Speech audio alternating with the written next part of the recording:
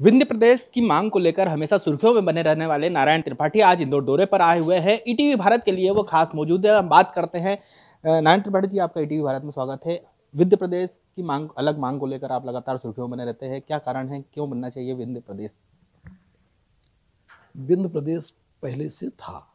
48 में बना, 56 में विलय हो गया। जब विलय हुआ होगा तो कुछ न कुछ शर्तें रही होंगी। अब बनना इसलिए चाहिए कि जिसमें हमारा संवैधानिक हक अधिकार है। विंध्य के लोग उपेक्षित हैं। विंध्य के बच्चों को पढ़ना है तो इंदौर आना है, भोपाल जाना है, ग्वालियर जाना है, दवाई कराना है तो नागपुर जाना है। पढ़ाई की व्यवस्था नहीं, दवाई की व्यवस्था नहीं, बच्चों के खेलने की व्यवस्थाएं नहीं। तो जब तमाम शोषण विंध्य के लोगों का हो रहा है तो विंध्य के लोग जागरूक हो चुके हैं कि विंध्य अब बनना चाहिए। विंध्य के लोगों की आवाज बन चुकी है।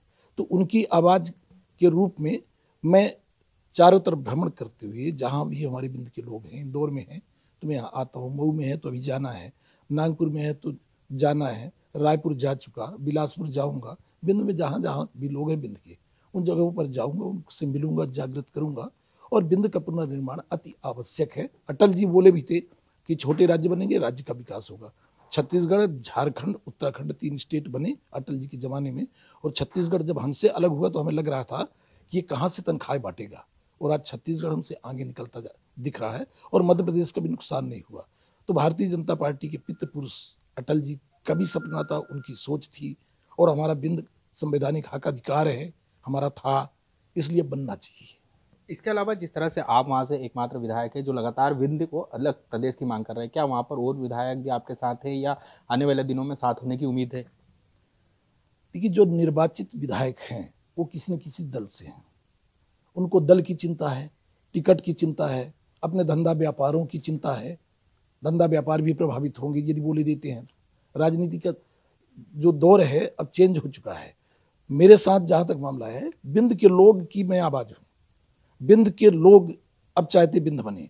तो जो विधायक बना रहे हैं, सांसद बना रहे हैं, वो इस मुद्दे के साथ खड़े हैं। तो अब नेताओं की जरूरत नहीं है, अब जरूरत है लोगों की।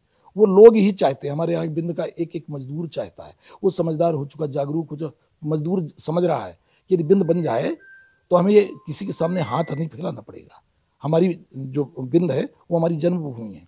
हमारे जन्मभूमि के लिए भी अब हमारा हक बनता है कि वहाँ के लिए कुछ करें।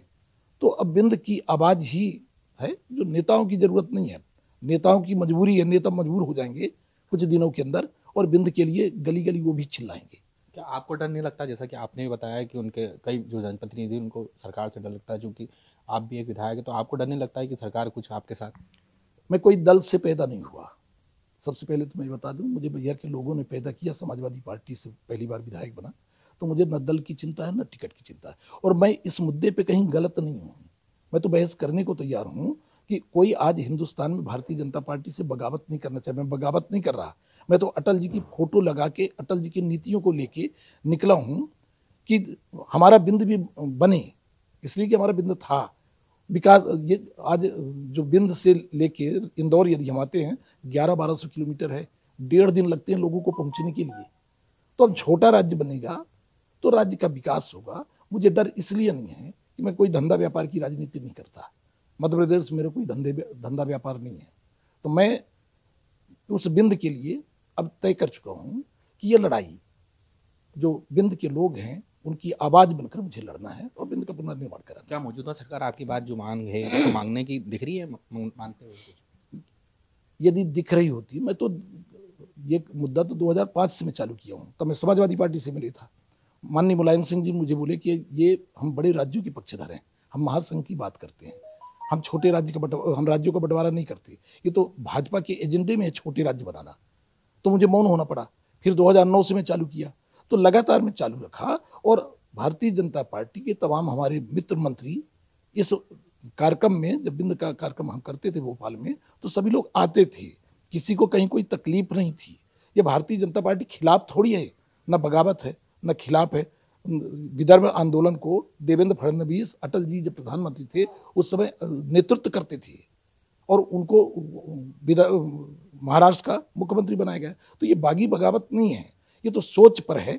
किसी की जिद बन जाए कि हमें ये नहीं करना, सिर्फ ये जिद बनी हुई है। अन्यथा अभी छोटे राज्य बनेंगे, हिंदुस्तान में तमाम स्टेट नए बनना है, तो हम तो उसी में बात करते हैं कि यदि हिंदुस्तान में कोई स्टेट बनता है तो हमारा बिंद का पहला हक बनता है कि बिंद का पुनर्निर्माण हो। हम कोई नई मांग कर ही नहीं रही। क्या उग्र आंदोलन किया जाएगा यदि आने वाले दिनों में सरकार नहीं सुनती है तो विंध्य प्रदेश को लेकर? हम टेक्निकल रूप में लड़ाई लड़ेंगे। आंदोलन उग्र करना पड़ेगा तो उग्र भी करेंगे। उग्र की जरूरत नहीं है। गांधी जी के अहिंसावादी नीति पर हम चलेंगे और बिंद का पुनर्निर्माण कराएंगे। जिस तरह से आप जब बीजेपी में शामिल हुए थे उस समय कई तरह के आपको भी दिया गया था, तो क्या आपको लगता है कि वो सब आपके जो आश्वासन दिए गए थे वो पूरा हो रहे? नहीं, इसके लिए तो मैं मध्य प्रदेश के मुख्यमंत्री शिवराज जी को धन्यवाद दूंगा कि जो हमारे यहाँ घोषणाएं की, मैं लगातार सिर्फ एक मिशन में लगा रहा उन घोषणाओं को पूरा कराने के लिए। यही लड़ाई लड़ता रहा, लड़ते लड़ते तो मुझे बागी बना दिया गया। उन्हीं विषयों में तो हमेशा लड़ाई लड़ा। तो मेरे यहाँ काम हुए हैं, सड़क, बिजली, स्कूल, कॉलेज, अस्पताल, सब कुछ, पानी की पीने की व्यवस्था, सिंचाई की व्यवस्था, सब कुछ मेरे यहाँ हुआ है।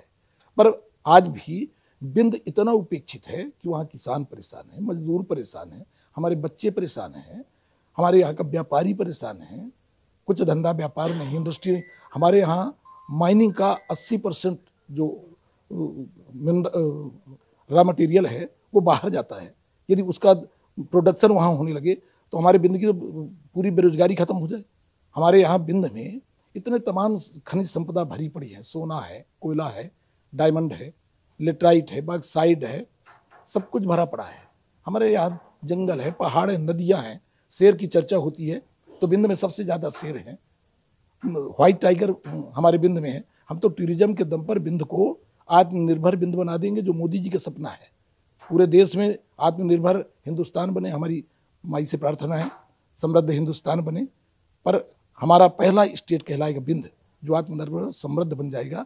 और टूरिज्म और टूरिस्ट के दम पर यदि बिंद प्रदेश बनता है तो बिंद प्रदेश को अच्छे मन से, अच्छे दिल से अटल जी की नीतियों पर, अटल जी के सपनों को पूरा करने के लिए हमारे देश के प्रधानमंत्री जी, गृह मंत्री जी, राष्ट्रीय अध्यक्ष जी, शिवराज जी, हम सबसे प्रार्थना करते हैं कि तो भाजपा के एजेंडे में है, इसको बना दिया जाए। लेकिन काफ़ी सालों से आपके प्रयास चल रहे हैं, लेकिन अभी तक कहीं कुछ हुआ नहीं। ना सरकार की तरफ से किसी तरह का मूवमेंट बोला जा रहा है कि विंध्य प्रदेश बनाएगा। बस आपकी ओर से, मात्र आपकी ओर से ही पूरा इसको मात्र न समझिए। मैं वही तो बोल रहा हूँ कि अब सही समय पर ये चालू हुआ है। ये समय सही है कि अब विंध्य बनना चाहिए। इस समय पर मैं ये काम चालू किया हूँ। और इसको मात्र जैसे शब्द का उपयोग करके इसको छोटा ना कीजिए। मैं फिर आपको बता रहा हूँ, ये तो तूफान जैसे आएगा। विंध्य का मुद्दा जो है तूफान जैसे आएगा, सब कुछ बहा के ले जाएगा और विंध्य का पुनर्निर्माण कराएगा। इसके अलावा जिस तरह से मध्य प्रदेश सरकार में एक और, जैसे आप तो विंध्य प्रदेश की मांग कर रहे हैं, लेकिन जितने भी विधायक हैं यहाँ पर अपने जो काम लेके जाते हैं वो सरकार के अधिकारी के द्वारा रोक दिए जाते हैं। तो कहीं एक बार फिर ब्यूरोक्रेसी हावी होती हुई नजर आ रही है। वो तो हमेशा रही है, हमेशा रही है। जो भी मंत्री होंगे वो तो कहीं ना कहीं लाचार बेबसी से हैं, कोई कुछ नहीं कर पा रहा। तो बहुत सालों से है। सिंधिया के आने से कितना प्रभाव पड़ा बीजेपी? सरकार बन गई बीजेपी की। सिंधिया जी के आने से बीजेपी की सरकार बन गई। लगातार वो काम भी कर रहे हैं, तो कहीं जो आपके पुराने लीडर्स हैं जैसे शिवराज सिंह चौहान, नरेंद्र सिंह तोमर, ये कहीं अनफिट? अब ये विषय मेरा नहीं है। ये विषय तो संगठन का विषय है। ये विषय तो बड़े लेवल का विषय है। ये हमारा सोच नहीं। तब भी अंदर ही अंदरूनी गुटों जो बीजेपी का एक चेहरा आता है कि एक संगठन, एक काम। एक समय के बाद गुट तो बनते हैं। किसके मन में नहीं होगा? जो बीजेपी के जी जान लगा के अपने आप को समर्पित करके सालों साल संघर्ष किए होंगे और क्रमशः वो इस मंत्री बनते आ रहे होंगे, तो हर सबके मन में होगा कि मैं सीएम बन जाऊं। तो कोई अचानक आएगा तो तकलीफ तो होगी। वो एक अलग मामला है, ये व्यक्तिगत मामला है। पर संगठन जो तय करेगा, तो संगठन वाली पार्टी है, संगठन जो तय करेगा वही होगा। यदि हमारे साथ नारायण त्रिपाठी, जिनका कहना था कि आने वाले दिनों में विंध्य को लेकर जो अभियान चलाया हुआ है उसको और तेजी से लाया जाएगा, उसको प्रदेश स्तर पर मुहिम बनाई जाएगी। इंदौर से ईटीवी भारत के लिए संदीप मिश्रा।